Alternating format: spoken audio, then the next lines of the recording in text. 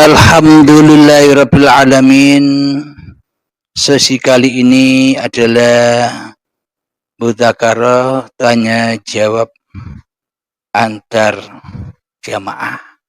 Silakan Bapak, namanya siapa? Rumahnya di mana? Ya, nama saya Samsudin. Alamat Gebang, Jalan Peringan Tebing.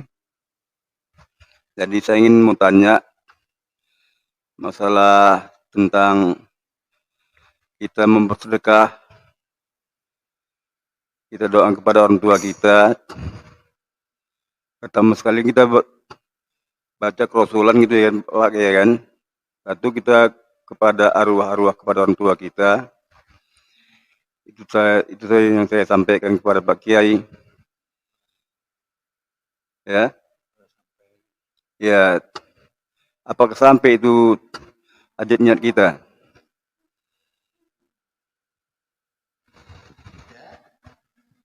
Ada itu ya Pak Kiai, terima kasih Pak Kiai. Alhamdulillahirrabbilalamin. Jadi pertanyaannya simpelnya begini. Kira-kira apakah sampai doa-doa yang selama ini kita panjatkan untuk mendoakan keselamatan kedua orang tua kita? Kita adakan ritual-ritual seperti yasinan, terutama orang tua yang sudah meninggal. Kita adakan tasyakuran untuk mendoakan kedua orang tua kita. Apakah sampai kira-kira doa-doa yang sudah kita panjatkan itu? Alhamdulillahirrabbilalamin.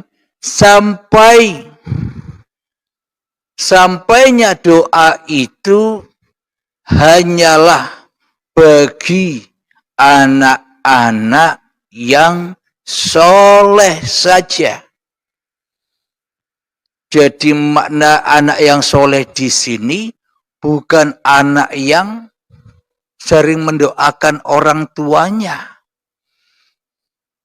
Bukan itu kriteria anak yang soleh di sisi Allah. Bukan anak yang soleh di sisi manusia. Anak yang soleh kriterianya di sisi Allah yang bagaimana? Anak yang tidak syirik hatinya kepada Tuhannya. Anak yang tidak wujud dirinya daripada wujud Tuhannya. Anak yang tak merasa dirinya hidup kecuali hidup Tuhannya. Itulah anak yang soleh. Jadi anak yang soleh itu sudah tahu kedudukan orang tuanya. Bila anak ini sudah sampai di dalam singgasananya Allah, kan sudah tahu di mana orang tuanya berada.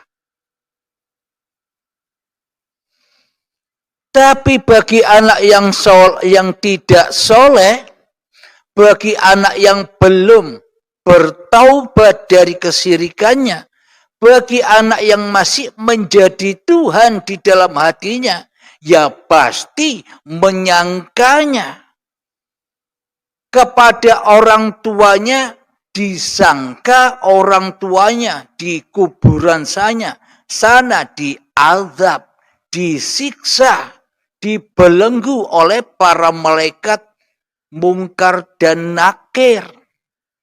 Seolah-olah secara tidak sadar ketika manusia atau anak yang belum soleh ini telah menuduh orang tuanya sesat di dalam kuburan. Disiksa. Apa buktinya? Ya adanya doa itu.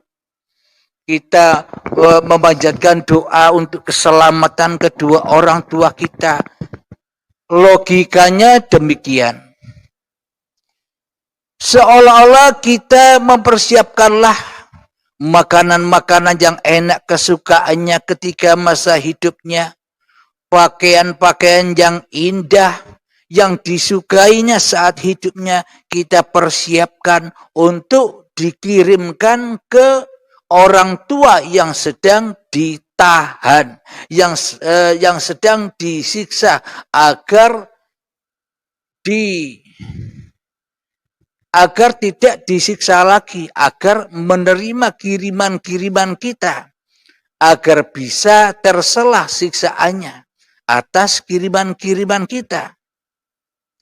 Dan kita berharap diampuni segala dosa-dosanya.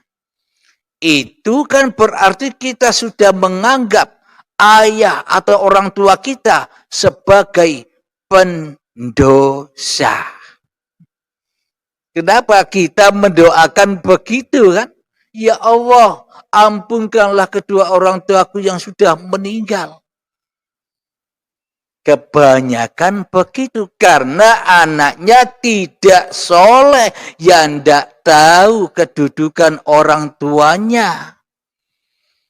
Orang tuanya sudah dipanggil Allah, inna lillahi wa inna ilaihi roji'un. Tentunya kedua orang tuanya, rohnya sudah dipersembahkan lagi kepada Tuhannya. Berarti orang tuanya selamat atau sengsara kalau sudah kembali kepada Allah. Nah, inilah karena anaknya tidak soleh, orang tuanya sudah di surga, kok masih didoa-doakan, malah dituduh sebagai pendosa karena anaknya belum soleh. Karena anaknya belum kenal Tuhannya. Karena anaknya belum bertaubat dari kesirikan-kesirikan hatinya. Yang tidak tahu nasib orang tuanya. Bagaimana mungkin anaknya tahu nasib orang tuanya? Kepada nasib dirinya sendiri tidak tahu. Bagaimana mungkin manusia tahu Tuhannya, kepada dirinya saja tidak tahu. Jadi untuk mengetahui nasib kedua orang tua kita, ya kita tahu diri kita dulu, siapa diri kita ini.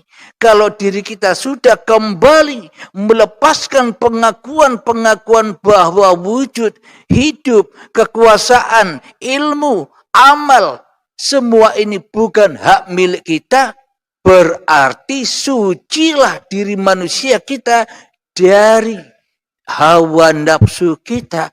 Berarti orang-orang yang sudah meninggal itu kan sudah jelas-jelas meninggalkan itu semua secara dohir maupun batin. Secara logikanya demikian. Bila masih ada acara-acara lain setelah inna lillahi wa inna ilaihi roji'un, di dalam alam kubur itu disiksalah kedua orang tuanya, diadablah kedua orang tuanya. Maka berarti Allah dusta.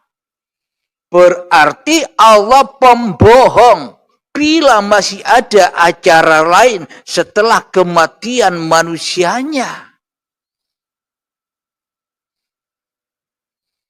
Kalau manusia sudah meninggal, ucapkanlah inna lillahi wa inna ilaihi roji'un. Sudah kembali ke sisi Allah. Berarti bila masih ada acara lain, berarti manusianya belum kenal Tuhan.